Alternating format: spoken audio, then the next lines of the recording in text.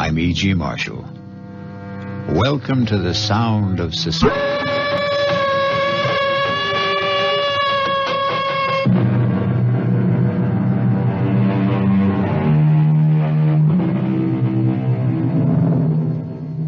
Come in. Welcome. I'm E.G. Marshall. Welcome to the sound of suspense, to the fear you can hear. Welcome to the world of terrifying imagination. Our story is about a very old man living just outside a tiny village.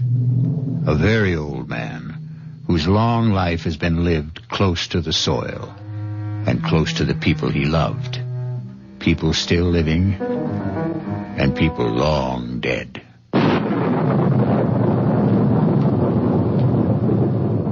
Lie still. Lie still, girl. Is it very bad? I don't know. She's very dear to me. If I should lose her... She's trying to raise her head. She knows I want to help her. Do you think you can? Young man, I never said I was a doctor. But I thought... the way I'm just an old man. A very old man.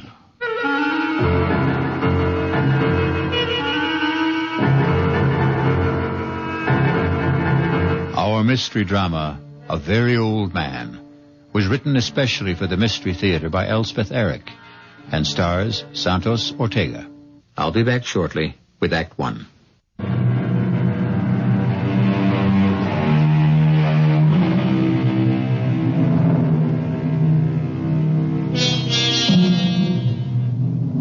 Look long and carefully at the face of a tiny baby.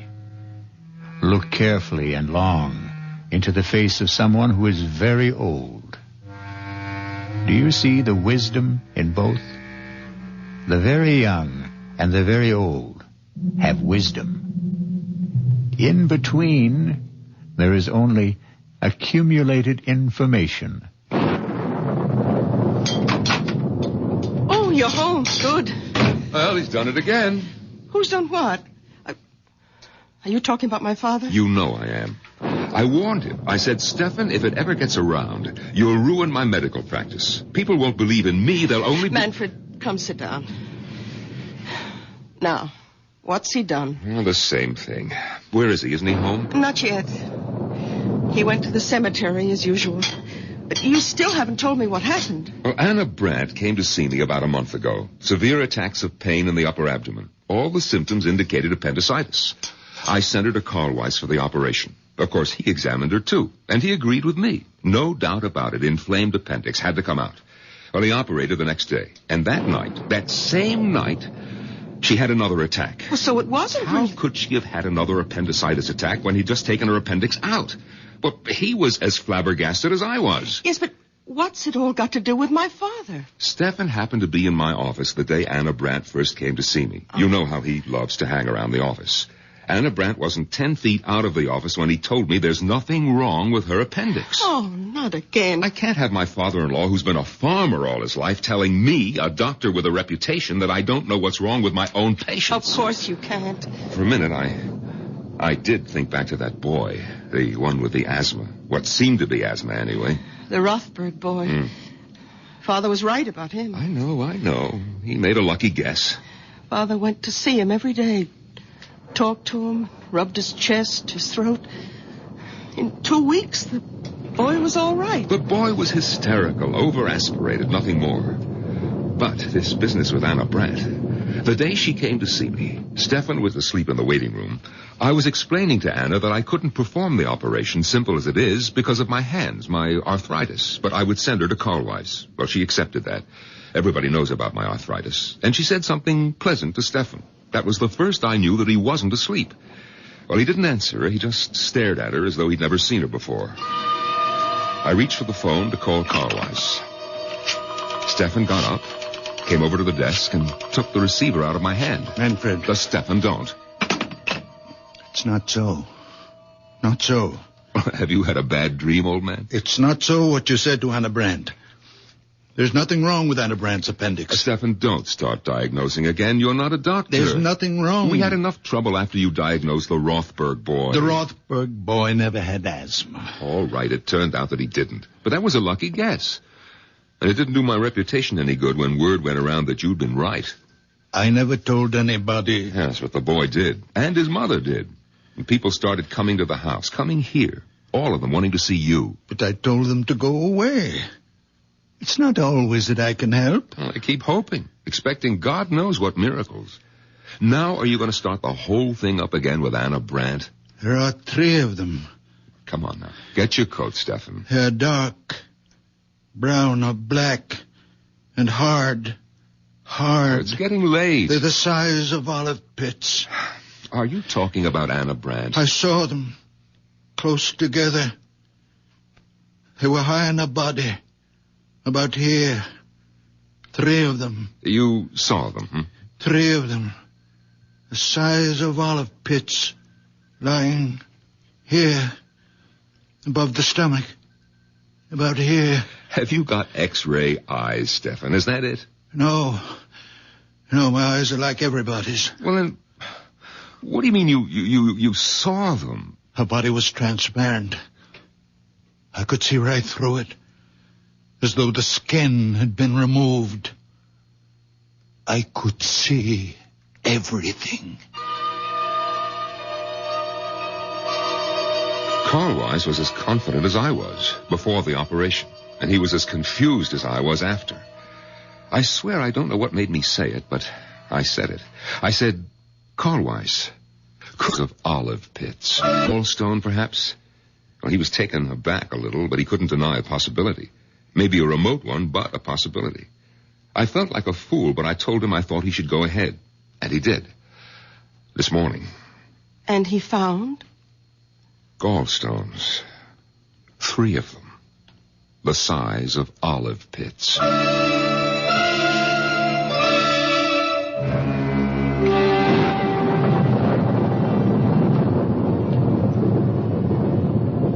Lie still, girl. Is it very bad? I don't know. She's very dear to me. She's trying to raise her head. She's trying to tell you something. She knows I want to help her. Do you think you can, Doctor? Young man, I never said I was a doctor. What? But the way you... I'm just an old man. A very old man. Well, I took it for granted, the way you spoke. My son-in-law is a doctor. Manfred Gottlieb. I live with him and my daughter Bertha. Oh, then you know something. You've learned things from him. No, I know nothing. Only what I see, what I feel. When I passed you by the cemetery, what were you doing? My wife is buried there. Did I harm her? No, I even think she's a little better. Her eyes, they look brighter. Not so full of pain. You did nothing but touch her. Stroke her a little and talk to her. Let me look at your hands. No, they're just hands. What should they be? Now let me... Well, your hands are warm. On a night like this. More than warm. Hot. Very hot, as though they were burning from inside.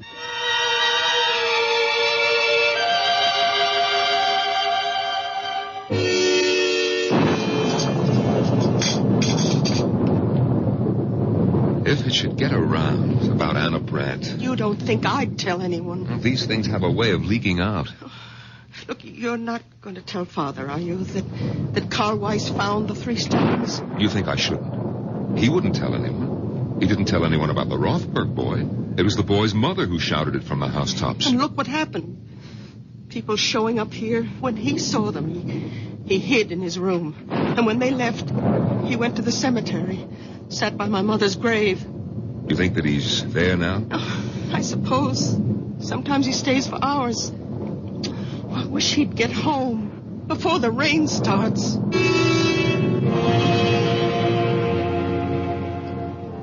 Emily, my dear. Come now, Emily, my precious. I need you. You are my strength. I can do nothing without you. Come to me, my darling. Come to me, my darling.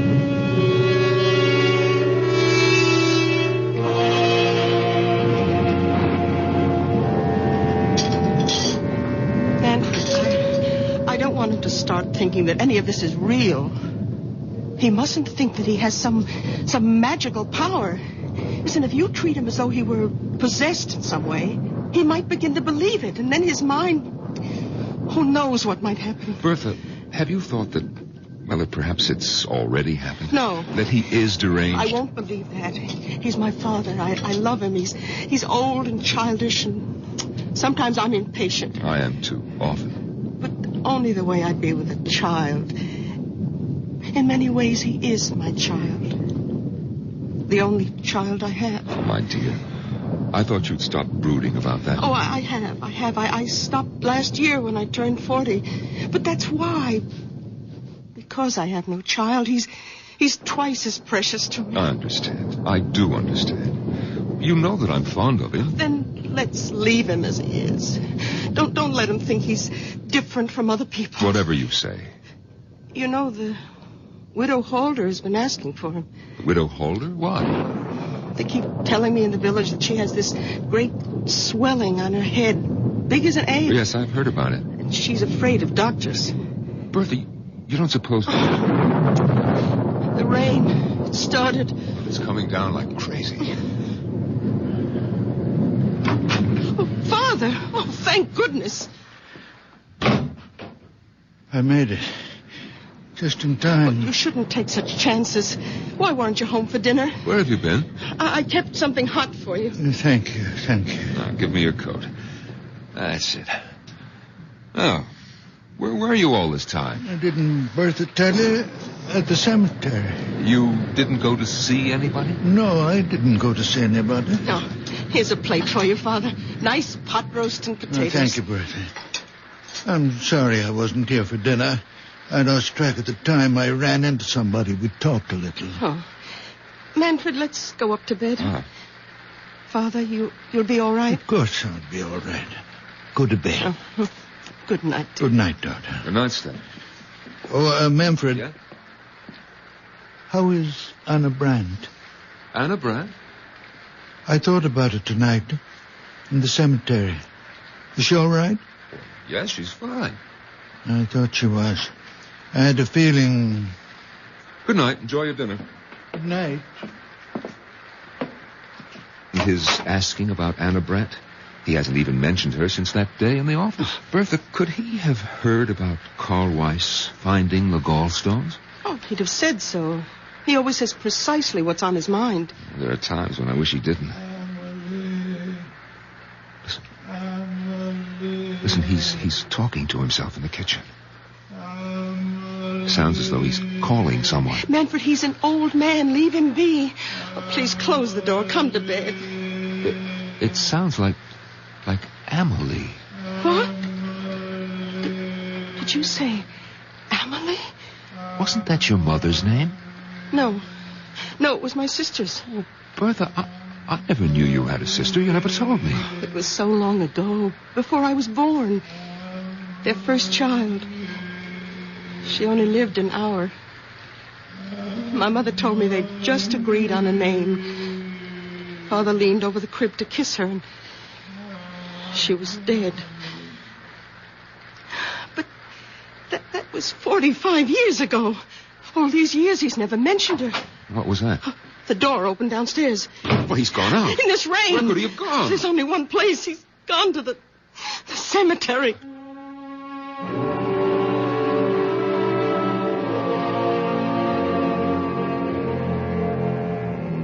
When those around us cannot understand, where do we turn? When the world is dark, where do we go? To the unknown? Or to the once familiar, the once well-known, the once well-loved? To those who have left the dark earth and moved into light. I'll be back shortly with Act 2.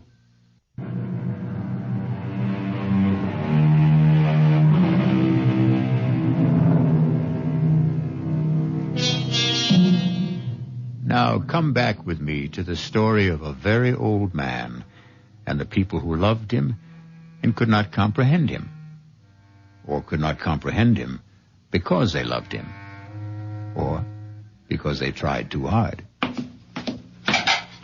Breakfast on the table, Manfred. All right, darling. Oh, well, did you talk to him? He's still asleep. Oh, let him sleep. After last night. Yes, we're lucky if he doesn't come down with pneumonia. He was drenched, Bertha, soaked clear through. Lying across your mother's grave with the rain beating down on him, crying, Amelie, Amelie, as though his heart was broken. Amelie is buried next to Mother. Bertha, are you going to ask him about her? Oh, it's been so long, 45 years. You know, in all that time, I've never heard him say her name. Naturally, I never mentioned it. She died years before I was born. Your mother never talked about her? Oh, just that once. When she told me she wanted to be buried near her. And how she died. Manfred, she was only 1 hour old. Yes, crib deaths, they happen. We don't know why. They thought of naming me Amelie at first, my mother said. It's a pretty name. Who's that? So early in the morning. Yes. Is this the Gottlieb house? Yes, it is. And you're Manfred Gottlieb, Dr. Gottlieb? Yes, I am. But I don't see patients at home. My office is... Oh, no, I'm not a patient. The patient's outside. Well, bring the patient to my office in about an hour. No, there's no need. She's quite well. Completely cured. Well, then what's the point of... I hoped I could see the old man. Your father-in-law, is he? Stefan? What's this about my father? Madame, good morning. Beautiful morning, isn't it? After last night, all that rain. You wanted to see my father? If I may. Well, what about? He's asleep. Oh, I'm sorry. Well, when he does wake up, would you tell him the patient recovered and is better than ever? Lively, frisky, enjoying life to the full, romping in the fields. What patient is this? You said she's outside? Yes, right there. Look, the picture of health. I don't see any... You don't mean... Well, not the horse. Yes, my prize mare, my favorite. I thought I might have to have her put away, but your father, madame. Oh, yes, it's all due to him. Well, when was this? When did you meet Stefan? Last night, just before the rain started. Didn't he tell you? Oh, well, come inside. Have some coffee with us. Oh, thank you. Sit down. Manfred, get another cup. May I introduce myself? Otto Kraus. Well, I'm Bertha Gottlieb. This is my husband. Oh, but then my father must have told you. He lives with us. Your father is quite a man. Your coffee. Oh, thank you. Yes. You see, I was returning to the village, and I was passing the cemetery. Suddenly the mare sank to her knees. Her legs seemed to give way completely. And there she lay on her side in the middle of the road. I was frantic. I thought perhaps a stone bruise, but I looked at all 4 hooves. Nothing. And there I was, half a mile from home, my precious horse stretched out on the road and a storm coming up. And then I heard a sound coming from the cemetery. Someone calling a name. Was it Amelie? Yes, something like that. I shouted for help. In a minute, an old man appeared. Stefan. My father. Yes. I asked him to help me, but I wasn't sure he even heard. He seemed very distraught. He went straight to the mare, knelt down and took her foreleg in his hands and started rubbing it very gently. He knew which one was hurting her. And after a while, the pain went out of her eyes. Couldn't understand it. It was something about the way he touched her. I asked to see his hands, and he held them out. And even before I touched them, I could feel the heat spreading out from them. Heat? What heat? Haven't you ever noticed the extraordinary heat from his hands? Oh, I can't say that I have. Oh, but it's true. His hands give off a warmth. I can't believe you've never noticed it. Well, it could have been on such a wet, cold night. It only seemed that way to you. You imagined it. Oh, I suppose that's possible, but I didn't imagine it when the mare got to her feet. Well, she was all right? I walked her home. I couldn't quite believe it all. I bedded her down, And this morning, all I could think was I must tell the old man about it. There are stories going around about him in the village. Perhaps you've heard some of them? Well, I'm only here on a visit to see my aunt. I don't live here. Well, he doesn't really do anything. He's just around, and people love him. They like to think because he's such a sweet old man that he can do things doctors can't do. And because he's such a very old man, we wouldn't want him to start thinking that there was anything miraculous about anything that happened quite naturally. Well, you think it might affect him? Might affect his mind in some way? He's a very old man. It could happen. Well, I suppose it's possible she wasn't really lame. Of course it's possible. Only ask him, will you?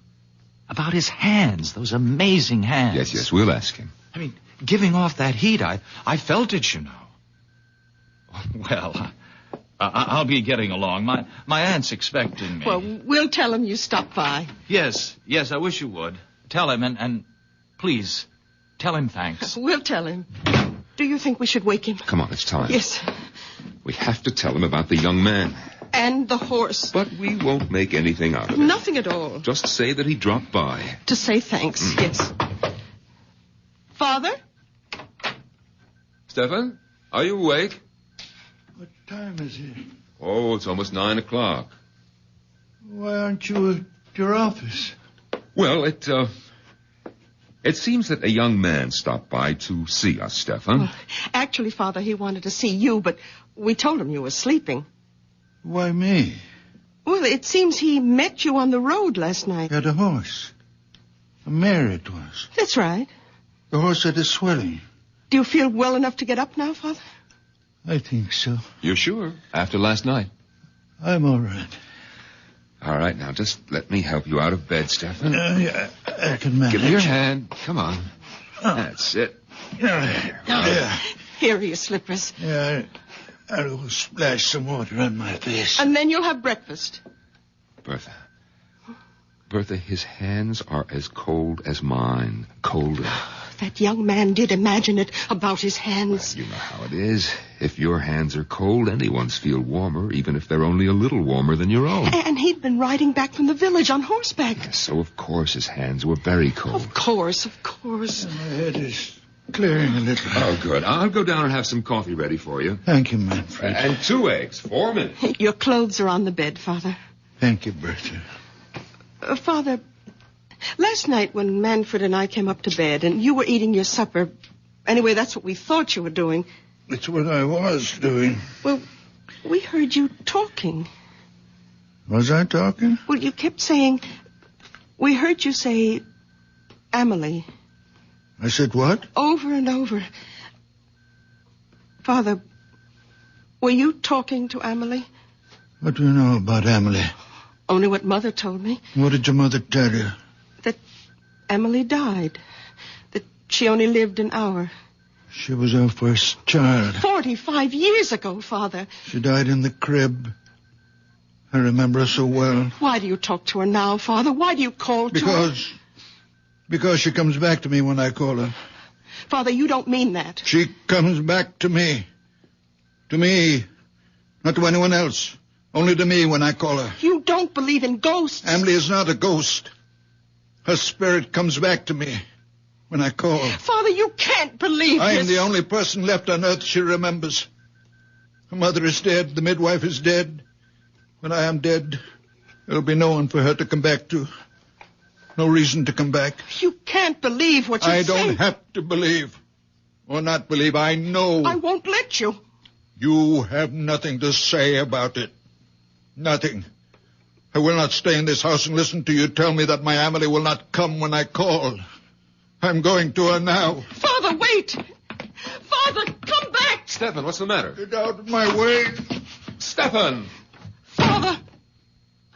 Oh, Father. Well, he came tearing down the stairs. He brushed right past me. What's the matter with him? I talked to him about Emily. I made him angry. Where's he gone? Do you know? To her. To Emily.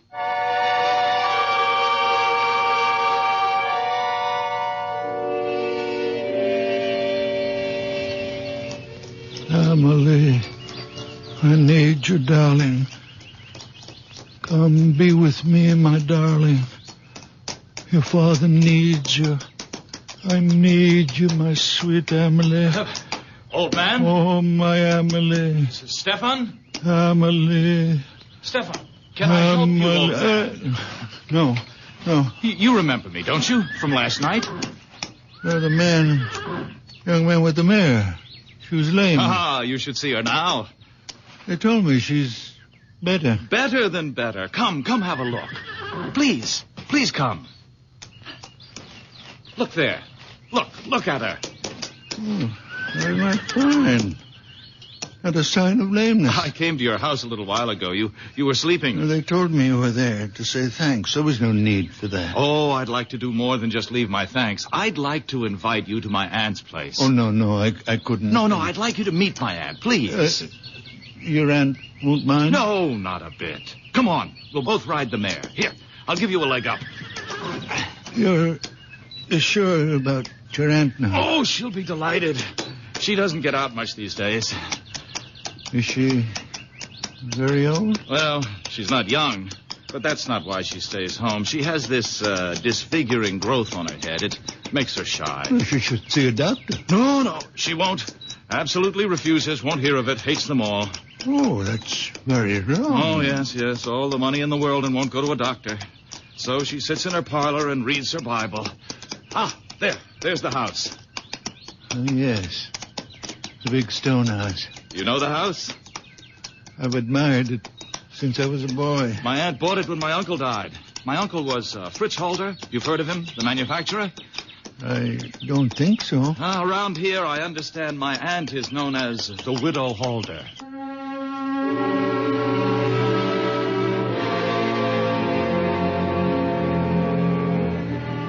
Some folks are afraid of one thing, some are afraid of another. Everyone who's afraid wants to run and hide. It's natural. Most natural thing in the world. But what may be hiding in the hiding place? That's the question. It could be something else to be afraid of. I'll be back shortly with Act 3.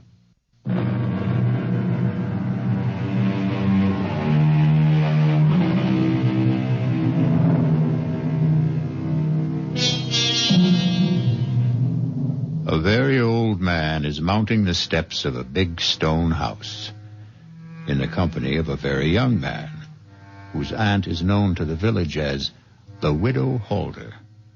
Listen now. My aunt is in. Otto? Ah, there you are, just where I knew you'd be. Come in, Stefan. Where have you been all morning, Otto? I missed you at breakfast. Oh, you brought someone with you. Yes, this is the very wonderful man I met near the cemetery last night when my mare went lame. Stefan, this is my aunt, Mrs. Holder. How good of you to come by. Madam. I don't have many visitors, not anymore. And I seldom go out because of this on my head. I don't like to be seen. I hope it doesn't offend you. No. Doesn't offend me at all. Well, it offends me. Perhaps I'm too sensitive, but that's the way I am. So I sit here and read my Bible. And that Bible's too heavy for you to hold in your lap all day. But it's the family Bible. It's the one I'm used to. I love this Bible. All right. Sit down, Stefan. I'm all right. I'll stand. Oh, both of you, sit down. And Otto, you tell me where you've been all morning and why you weren't at breakfast. Now, I told you last night how the mare went lame and how I met Stefan near the cemetery. Well, this morning, I let her out of her stall and she was dancing on her toes. I couldn't believe it. Stefan hadn't done a thing but rub her postern a bit. Is that really all you did? I did nothing. Well, he talked to her, rubbed her foreleg, and talked to her. How remarkable. You're a remarkable man. No. Oh, you're staring at me. Oh, I apologize. It's this awful growth. Otto, fetch me my shawl. I'll cover my head. No. Please. please. It's in my bedroom. I am not offended. I give you my word. Otto, don't go. No, it's all right. I'll be right back. Mrs. Halder, I am not offended. I am sorry I stared so. I will not stare again. Please forgive me. It's quite all right. Please, be calm. Sit down. I can't. Otto mentioned that you live with your daughter. Is that right? My daughter, Bertha. And your son-in-law. Manfred. They have children. No children. How sad. Oh, here comes Otto with my scarf. Mrs. Halder, forgive me, but I must take the Bible from you and... Oh, Stefan, have you gone mad? No, forgive me. I could not help myself. Aunt, are you all right? I think so. I saw him take the Bible off your lap. Stefan. He hit me with it. He brought it down on my head with all his strength. Forgive me, I didn't know what I was doing. I wouldn't hurt you, Mrs. Halder. I wouldn't hurt anybody. When I feel this way, I see things. I feel things. The Bible seemed to put itself in my hands. I didn't think what I was doing. I could not think. The feeling was so great that I must smash this thing on your head. That's all I wanted to do, Mrs. Halder, to get rid of it. And it looks to me as though you'd done that, Stefan. Aunt, go look in the mirror. I know I'm not always in control of myself. I do things. I don't know why. I see things. I don't know why. But I would never hurt anyone. It's unbelievable. The growth is gone. Will you forgive me? And there's no blood. No blood at all. All the same, I'm going to get you to a doctor. No doctors, no. No, a blow on the head like that. No, I'm all right. My head is clearing now. It was just the shock. And that awful, ugly thing is gone. I don't need a doctor. Let me take you to my son-in-law. He's a fine doctor, a nice man. Maybe you've heard of him? Manfred Gottlieb? Gottlieb? You will like him. Manfred Gottlieb is your son-in-law. A wonderful man. A good doctor. But you must be Bertha Gottlieb's father. You cured the Rothberg boy. And I've heard talk about Anna Brandt. Look what you did for Otto's mare. Look what you've done for me. Oh. Why, you're the man I've been trying to find. I've been asking for you. It was God's hand let you here. Let me take you to Manfred's office. I don't need him. I only need you.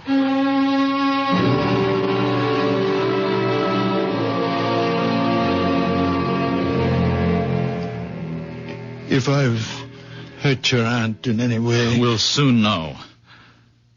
Otto, I don't want these spells that I have. I don't ask for them. Only sometimes the pain gets so great. What pain? Well, the pain of living. And it seems more than I can bear. I go to the grave of my wife and my baby daughter, my Amelie. And I call to her, my little one, who only had 1 hour of life. And she comes to me and gives me comfort and courage and belief. I believe that even though I can do nothing about the great pain of living, there are other pains, and I can do something about them. I know I'm not quite myself when I'm like that. I know I'm not really strong or courageous. But when the spell is on me, the people in pain, they become transparent. You mean you can see through them? I do see through them. How do you explain your hands? Just hands? Oh, no.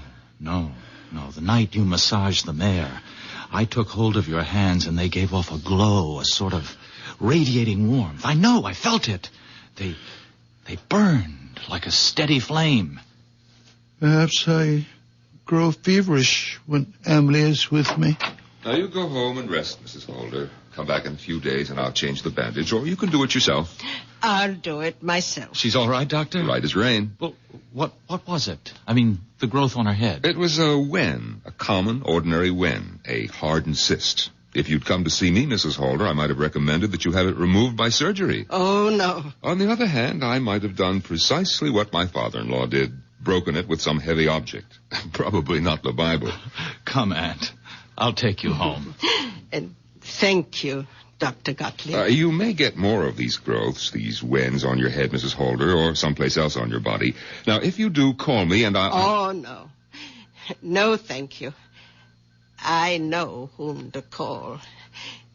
And you'll come, won't you, Stefan? Of course you will. No offense, Doctor, but I put my faith in Stefan. Goodbye. Bye. Goodbye. Thank you. Goodbye, Stefan. No offense, Doctor, but I put my faith in Stefan. Why did I bother to become a doctor at all? Why all those years at school? Why did I take examinations, get my license? What good is it if everyone would rather put their faith in a farmer? Manfred, I'll never do it again. Come in, the door's open. Oh, you again? Doctor, those pains are back. Well, of course those pains are back, because you've been drunk day and night. What do you expect?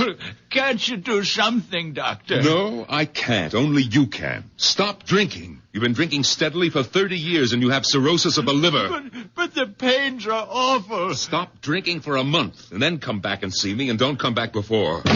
Silly old fool. Hasn't been sober for 10 minutes since he was 16. I can't help him if he won't... Manfred, he has an obstruction of some kind. He has a diseased liver. But he has an obstruction in the intestines. Now, look, you're not starting all over again, are you? I saw. I could see it. It's getting to be more than I can take, Stefan. You're interfering. I saw. He was standing in the doorway, and I saw. His body was transparent. I could see everything. In his intestines, there is an obstruction. And that's what gives him pain. Stop it, Stefan. I'm warning you. It's all so clear, I know. You're going to stop it if I have to.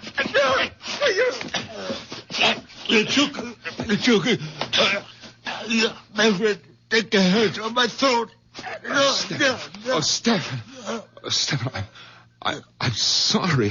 I didn't mean to do... Stefan. I'm all right. Give me that down.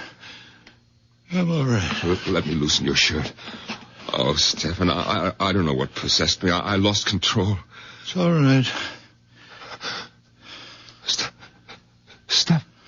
Stefan, look. Look at my hands. Look how they move. My fingers. No pain from the arthritis. What does it mean? It means... Well, it must mean the arthritis is better.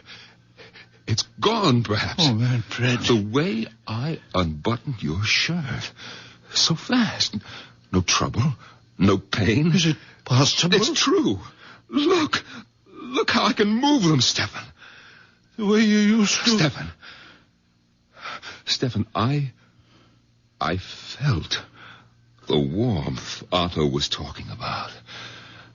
The heat from your hands. When you were trying to tear my hands from your throat, I felt it.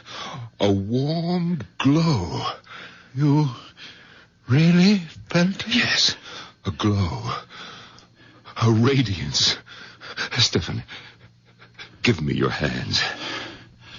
Yes. There it is. It's a fire. A fire.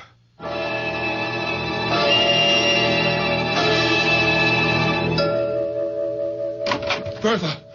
Manfred, please. I think you're wrong. No, how can I be wrong? Look at these fingers. Look how they move. Watch me unbutton my coat. Oh, Stefan, I had to lose my temper. Try to choke you in order to touch you. I might have killed you. Oh, you wouldn't Where's have. Bertha? Bertha! Manfred, you're excited. Excited? Now. I'm delirious. I can go back to surgery. We'll be rich again. Our lives will change. Yours, too. I don't want my life changed, Manfred. If it means my daughter thinks me mad, deranged. Oh, she won't. It's only when my Amelie is with me, my little one, that I see him. It's Amelie who gives me the power. Bertha, where are you? Are you upstairs? I'm nothing without Amelie. It's her innocent soul that enters into me. What are you doing home at this hour? Bertha, where were you? Oh, I was taking a nap. Bertha, look. My hands. Look how my fingers move. What happened? Your father happened. His wonderful hands. Bertha, you remember the young man with the mare? How Stefan put his hands on the mare's foreleg and the mare got up and walked? We don't know that. It's true. You haven't seen the mare? It happened to me. To me, believe me. I can't. I didn't believe it either, but then Mrs. Holder came to the office. Mrs. Holder? Yes, she's the aunt of the young man with the mare. Stefan went to see Mrs. Holder. He didn't. Her nephew took him there, Bertha. And Stefan broke the wen on her head with a big Bible. Oh, no. He did right, Bertha, right. It was only a wen, and he was right. He didn't know what he was doing, and he was right. Manfred, you must stop this talk. Bertha, after Mrs. Holder left, an old patient of mine came in. The man has been a drunk for years. I was sure his liver was enlarged, diseased. But I sent him away. And then your father said, Manfred, you are wrong. The man has an obstruction. His intestines are blocked. You believed him? No, I didn't believe him. I was out of my mind with rage that he would dare to tell me that I was wrong. But Bertha, I took him by the throat. He tried to tear my hands away, and it was then. Bertha, it was then that I felt the heat, the blessed heat from his hands entering into mine. And now look. Bertha, if he can use his hands, be happy. Father, how long will it last? How can I know? Your moods, your spells, they've bewitched us all. I never meant harm. Well, they've got to stop. I want you to stay away from the cemetery. I'll stay away. I watch you every minute. If you like. I won't let you out of my sight. I'll treat you like a child. As you will. Because you are a child. I am a very old man. From now on, you're my child. No. From now on, you will have your own child. A real child. Not me. What? I can see. The child is growing inside you. Soon you'll know it yourself. Next spring, you will bear your child, and it will be beautiful. A little girl. And you will... I hope you will give her the beautiful name of Emily. Father! Then my Emily can rest. I won't have to call her anymore. She can rest. The dictionary defines it: to kill with premeditated malice, the wrongful, intentional slaying of one human being by another. But don't let a wee bit of murder upset you, friends. The people on Mystery Theater don't mind being in a dictionary. No? Then I'll tell you how the dictionary defines it: to kill with premeditated malice, the wrongful, intentional slaying of one human being by another. But don't let a wee bit of murder upset you, friends. The people on Mystery Theater don't mind being killed. Not a bit.